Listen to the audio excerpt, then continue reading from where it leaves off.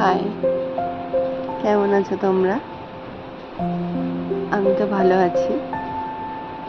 আজকের দিনটা হলো 26শে সেপ্টেম্বর। ট্রেনিংয়ের পর আজকে আমার যেখানে পোস্টিং পড়েছে সেখানে আমি জয়েন হতে যাচ্ছি। তো সেই দিনটাই তোমাদের সাথে আমি শেয়ার করলাম যে সারাদিন কী করলাম।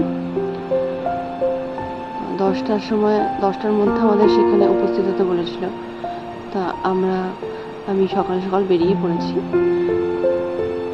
সকাল 7:30 যে মাতৃভূমি লোকালটা সেটাই ধরেছিলাম, কিন্তু সেদিনকে প্রচণ্ড বৃষ্টি হচ্ছিল। টেনশন হচ্ছিল টাইম মতো পৌঁছতে পারবো কিনা। তো যাই হোক, ট্রেনটা ঠিক টাইমে পেয়ে গেছিলাম।